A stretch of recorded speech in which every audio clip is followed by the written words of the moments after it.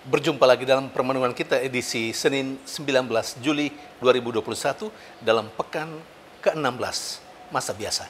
Bacaan-bacaan liturgi hari ini, bacaan yang pertama dari kitab Keluaran bab 14 ayat 5 sampai 18 dan bacaan Injil dari Injil Matius bab 12 ayat 38 sampai 42. Dua bacaan liturgi hari ini menceritakan hal-hal yang menarik. Dari bacaan pertama hari ini misalnya, cerita yang menarik adalah bangsa Israel sudah keluar dari tanah Mesir di bawah pimpinan Musa dengan kekuatan Allah, dan mereka sedang berada di tepi laut. Mereka sedang menanti apa yang dilakukan oleh Musa, utusan Allah, supaya mereka bisa menyeberang laut itu. Tapi mereka berada di situ dalam sebuah kecemasan, karena ternyata bala tentara Mesir mengejar mereka. Dan bangsa Israel sendiri melihat bahwa memang bala tentara Mesir sedang menyusul mereka, lengkap dengan kereta perang mereka. Dan bangsa Israel pada saat seperti itu, mereka mulai memberontak. Memberontak terhadap Allah dan juga terhadap Musa, utusan Allah.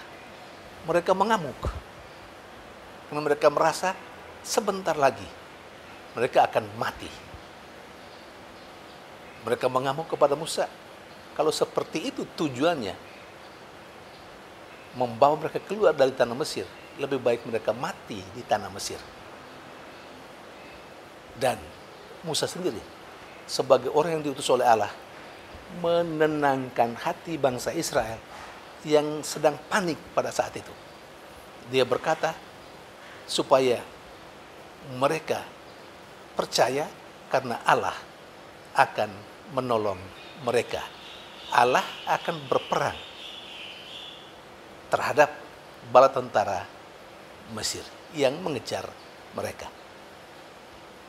Dan Allah sendiri melaksanakan, menunjukkan kekuatan dan kuasanya, menunjukkan kepada bangsa Israel bahwa Allah yang mereka imani adalah Allah yang setia pada janjinya.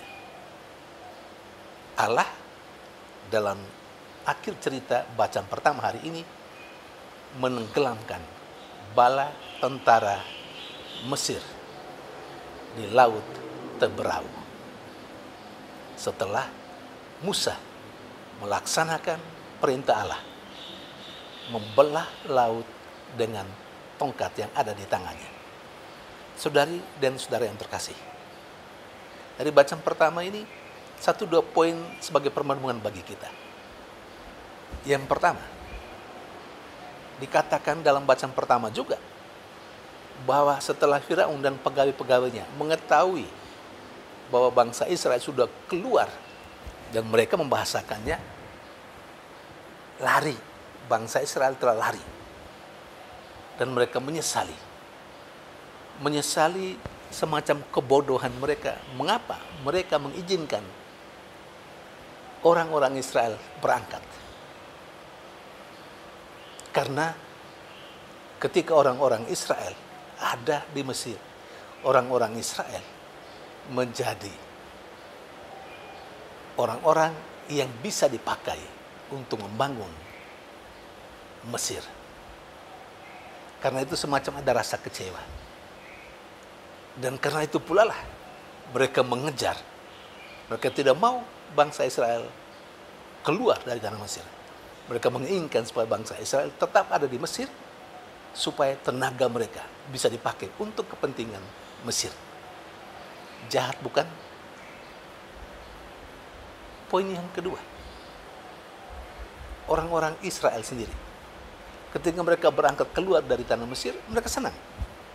Tetapi ketika mereka mengalami kesulitan, terutama di tepi laut ketika mereka berkemah. Dan lebih lagi ketika mereka tahu bahwa bala tentara Mesir mengejar mereka, menyusul mereka, mereka menjadi panik. Karena pada saat itu mereka berontak, dan mereka memberontak terhadap Allah yang memimpin mereka keluar dari tanah Mesir. Dan mereka juga memberontak terhadap Musa sebagai utusan Allah. Saudari dan saudara yang terkasih, seringkali dalam keadaan panik, kita biasanya suka marah, suka mempersalahkan orang. Tidak hanya manusia sesama kita, tapi juga Tuhan yang kita imani. Sering kita persalahkan, sering kita pertanyakan kebaikannya. Apakah sikap yang demikian benar menurut kita? Atau seperti apa? Poin yang lain, Musa sebagai utusan Allah menenangkan hati orang-orang Israel supaya tetap percaya kepada Allah, karena Allah lah yang membebaskan mereka, dan Allah pula yang berkarya, Allah pula yang berperang melawan bala tentara Mesir. Demikian peran orang yang diberi kepercayaan untuk memimpin, untuk menggembalakan. Siapapun yang diberi label pemimpin, penggembala, harus menenangkan hati orang yang dipercayakan kepadanya, terutama pada saat-saat mereka panik, memberikan peneguhan, kekuatan bagi mereka dengan menghibur mereka dengan cara memberikan kata-kata peneguhan, kata-kata yang menguatkan, menghibur mereka, menolong mereka, supaya orang-orang yang diberi kepercayaan padanya untuk dipimpin dan untuk digembalakan bisa merasa aman, merasa damai, merasa tenang, karena tetap yakin dan percaya bahwa Allah menolong mereka. Saya kira itu menjadi tugas siapapun yang mendapat label pemimpin dan gembala. Kita perlu belajar dari Musa, dan Allah sendiri menunjukkan kekuatan dan kuasanya kepada bangsa Israel dengan menenggelamkan bala tentara Mesir. Saudari dan saudara terkasih, Allah tidak pernah berubah. Demikian juga dalam kehidupan kita, Allah tidak pernah berubah. Dia selalu berkarya untuk keselamatan dan kehidupan saya dan Anda.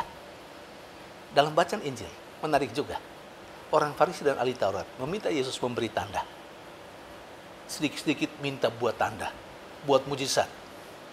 Tetapi ironisnya, begitu banyak mujizat mereka saksikan, belum sempat atau belum sampai menumbuhkan dalam diri mereka keyakinan bahwa Yesus adalah utusan Allah, bahkan Allah sendiri. Saudari dan saudara yang terkasih, kecenderungan yang sama juga ada dalam diri kita. Kita seringkali meminta Tuhan memberi tanda. Kita seringkali meminta supaya Tuhan membuat mujizat untuk kita. Dalam situasi yang sulit, kita berharap supaya ada mujizat. Selalu mau minta mujizat, selalu mau minta mujizat. Padahalnya, mujizat-mujizat begitu banyak terjadi dalam keseharian kita. Asalkan kita mau melihat itu sebagai sebuah mujizat. Tetapi seringkali yang biasa, yang terjadi tanpa kontribusi kita, kita tidak anggap sebagai sebuah mujizat. Yang kita anggap mujizat adalah hal yang sensasional. Dan kita selalu berharap seperti itu. Kita memang manusia yang instan, maunya cepat jadi, tapi tidak mau mengikuti proses. Kita berdoa supaya kita menjadi manusia yang normal, yang setia, yang selalu mengikuti proses. Tidak terlalu menuntut mujizat dari Tuhan. Tuhan memberkati.